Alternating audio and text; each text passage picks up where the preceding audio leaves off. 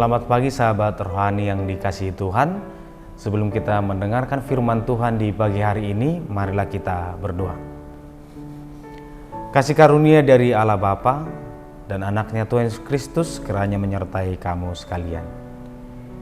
Amin. Firman Tuhan menjadi renungan bekal hidup kita di pagi hari ini, tertulis di Rut pasal 2 ayat 4.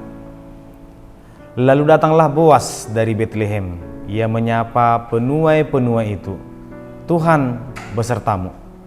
Mereka berkata kepadanya, "Tuhan memberkatimu." Demikian firman Tuhan. Sahabat rohani yang dikasihi Tuhan, nama Rut ini sangat asing bagi orang Israel. Dia bukan keturunan Israel. Dia perempuan asing yang sangat jauh. Bahkan bukan orang yang mengenal Allah. Tapi nama Rut telah memberikan cerita yang indah bagi orang Israel dan bagi kekristenan. Pada pagi hari ini kita akan merenungkan satu firman Tuhan dari kisah kehidupan Rut ketika mereka kembali ke Betlehem. Mereka tidak memiliki pekerjaan.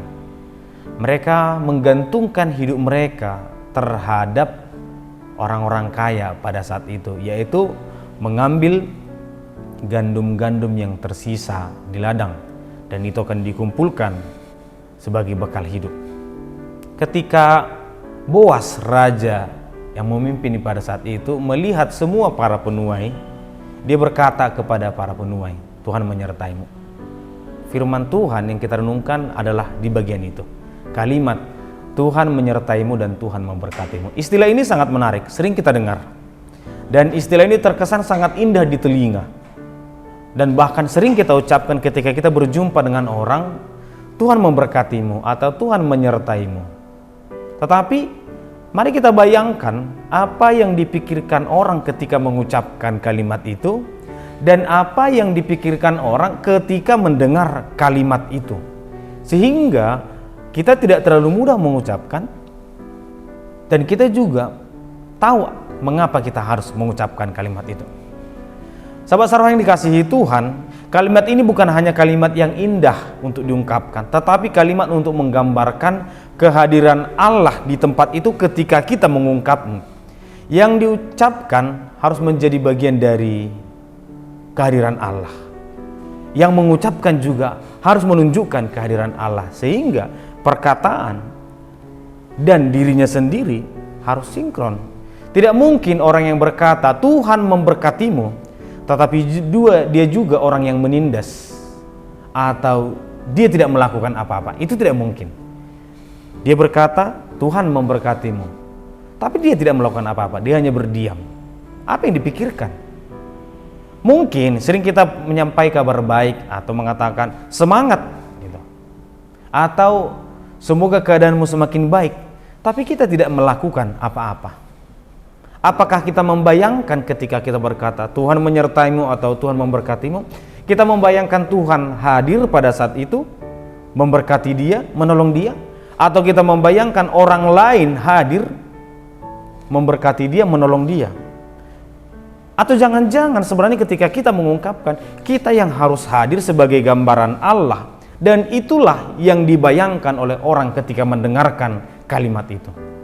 Tuhan memberkatimu, berarti kehadiran kita juga harus menjadi kehadiran Allah yang memberkati. Jika tidak bisa kita hadir sebagai gambaran Allah, maka kalimat itu hanya cerita manis yang tidak bermakna. Sahabat rohani yang dikasihi Tuhan, di zaman perjanjian lama, kita pasti sering melihat, membaca, mendengar tentang orang kaya dan orang miskin. Tapi menariknya, tidak ada jarak antara orang kaya dengan orang miskin. Orang-orang kaya di perjanjian lama atau orang-orang pengikut orang percaya itu cenderung disebut sebagai orang kaya. Tetapi mereka tidak menjaga jarak atau mereka tidak menindas orang-orang miskin.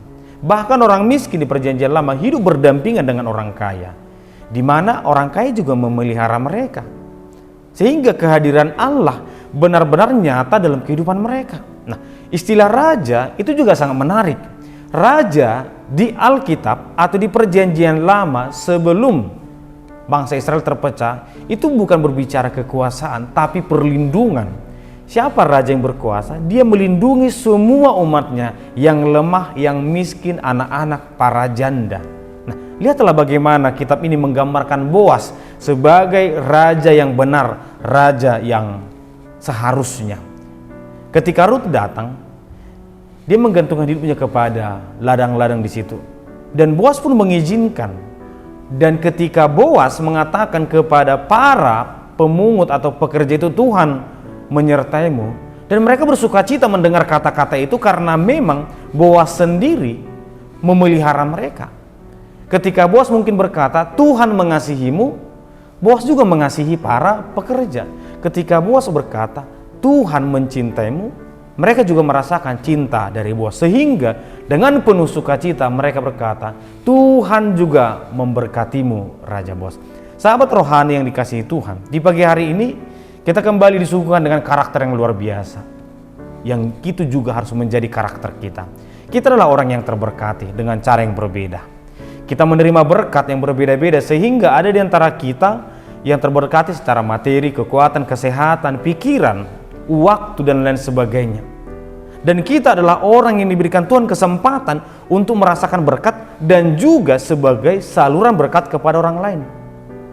Akan ada saatnya kita menerima, ada saatnya kita akan memberi, ada saatnya kita kuat, ada saatnya kita akan lemah. Ini adalah kehidupan. Kita adalah orang yang terberkati untuk memberkati. Nas ini juga menjadi kritikan kepada orang-orang yang berlomba menjadi raja, tetapi tidak menjadi sumber berkat bagi sesamanya, justru menjadi sumber masalah. Nas ini juga menjadi pengingat bagi orang-orang yang memimpin dan yang ingin memimpin. Silahkan, tapi jangan pernah menjadi kepala yang memisahkan diri dari tubuh, yang seakan-akan engkau bukan bagian dariku lagi. Tetapi jadilah kepala yang selalu merangkul seluruh anggota tubuh. Jadilah orang yang terberkati, yang juga menjadi sumber berkat kepada orang lain. Jadilah menjadi orang beriman yang menghadirkan kebaikan Allah kepada siapapun. Tuhan memberkati kita. Kita berdoa. Terima kasih Tuhan, kami bersyukur di pagi hari ini untuk firman, untuk sapaan yang kami dengarkan. Tuhan telah memilih kami, Tuhan telah memberkati kami. Biarlah melalui kehadiran kami, orang-orang merasakan kebaikan Tuhan.